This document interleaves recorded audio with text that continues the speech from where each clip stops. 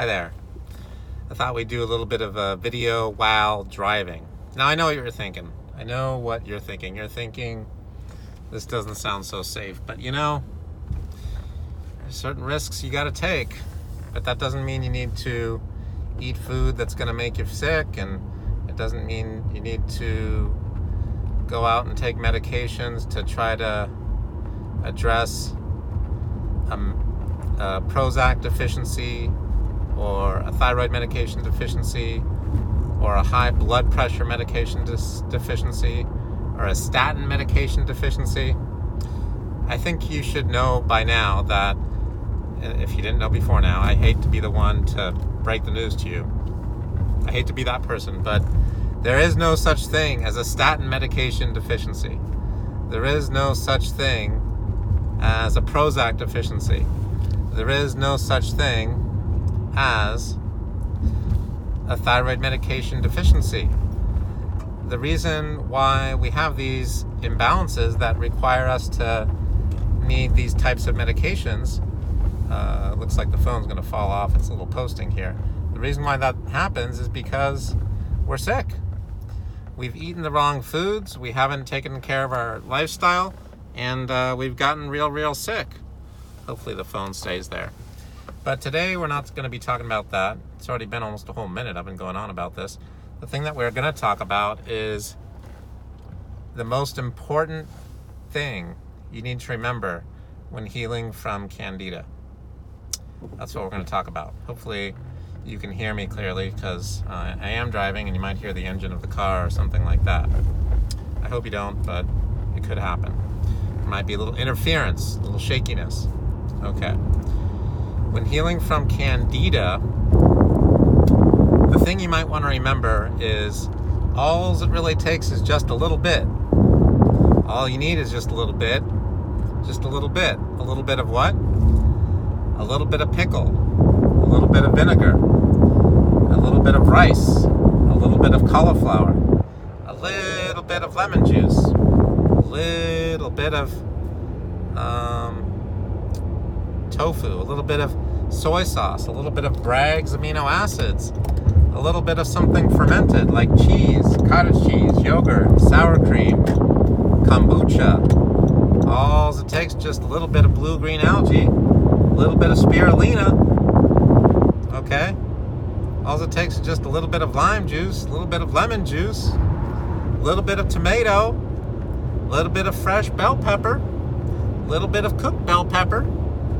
All it takes is just a little bit. Why is it just a little bit? Well, let me explain. The thing with Candida and a lot of these other metabolic diseases is there's an imbalance in the pH. If your pH, meaning your acid-alkaline balance of your body, if it's imbalanced, you're kind of cruising for a bruising, right? You're going to be looking for trouble. Meaning just a little bit of something could throw the pH off that much. Now, it's not actually the thing that you're eating that's throwing off the pH, it's that your body's fighting this fungal infection that's thriving in what's normally an overly alkaline environment, which is called alkalosis. And now you introduce, you're starting to heal, you're starting to come into more of a pH neutral. Don't forget that you can't have a very large range or variation in your pH without having a medical emergency. So if you have just a couple of hundredths of a point really difference away from 7.0, maybe a little bit more than a few hundredths, maybe 5 hundredths, or about 5 hundredths, or maybe almost 1.1, meaning 0.1%. So that's not much, but if you just have a slight variation in the pH, it throws off the whole acid-alkaline balance. It throws off the enzyme systems of the body. It throws off the carbonic anhydrase system. Remember, carbonic acid will buffer. It's a buffer for the pH system, but if you run out of this substance, the carbonic acid, due to an overly alkaline or an overly acidic environment, you throw off all the systems of the body, all the biochemical systems, all the biochemical pathways, the oxidation reduction pathways. Everything's kind of messed up, okay? So all it takes is just a little bit. Just a little bit. So don't have a little bit. Don't have a little bit of rice. Don't have a little bit of pasta. Don't have a little bit of cake. Don't have a little bit of chocolate. Don't have a little bit of sugar. Don't have a little bit of candy. Don't have a little bit of orange juice. Don't have a little bit of wheatgrass juice. Don't have a little bit of fresh pressed vegetable juice. Don't have a little bit of fresh fruit juice. Don't have a little bit. Just avoid it. Just try to keep it out of your diet for now. Looks like the phone is coming off again. Keep it out.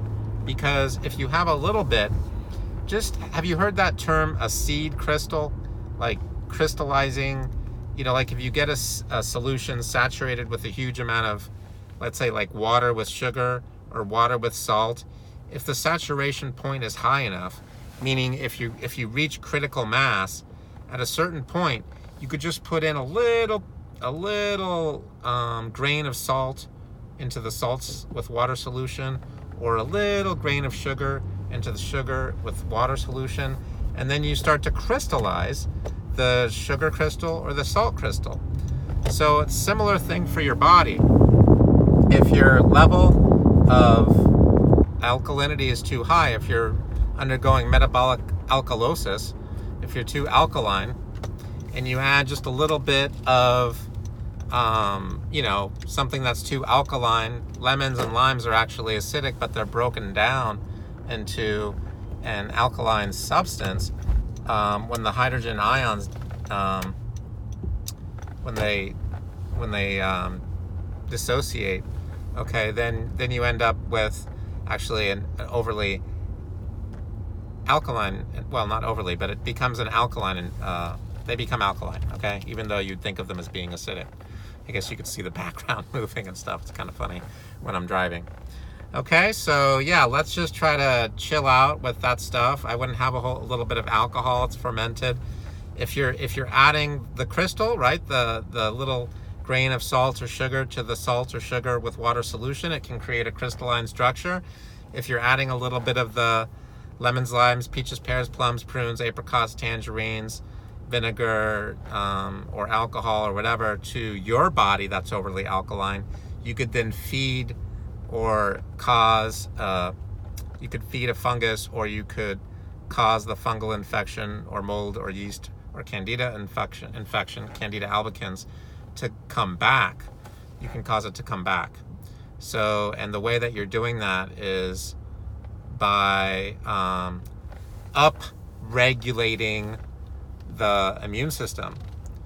You're causing the up-regulation of the immune defenses, and now your body's trying to fight off the immune system's like freaked out, and it's trying to fight off this introduction of what's not really a pathogen. It's just that if your immune system's already upregulated, it's almost like there's a foreign invader coming in. Your body's trying everything it can to normalize the pH and get everything balanced, and now you're introducing this thing that's really either overly alkaline or overly acidic. So either way, you don't want to introduce it. So, vinegar tends to be a little bit more acidic. Lemons tend to be more alkaline when they go into your body, or like an orange or an apple or a pear tends to be more alkaline. Okay, that's about it. Thanks for watching this episode of How to Get Over Candida. I hope you found it helpful, and we'll see you at our next email newsletter. By the way, if you're watching this on Facebook, if you see it on Facebook, please like our Facebook page. Give us a thumbs up, or give us a happy face. That's the happy face. Or you can give us a surprised face. Or you can give us, some other face, but preferably those. The other thing is, like our YouTube channel, definitely. Our YouTube channel is triadofhealth.net. So it's, Triad, our YouTube channel is Triad of Health Family Healing Center. TRIAD, so Triad of Health Family Healing Center. And on Instagram, you definitely want to like us on Instagram. On Instagram, where our handle is Triad of Health. And on Twitter, We are One Stop Pain Doc. You might be able to find us under Triad of Health, but we're One Stop Doc on Twitter. So One Stop Doc, that's pretty easy. One Stop and then Doc, D-O-C. Okay, thank you, and we'll talk to you soon.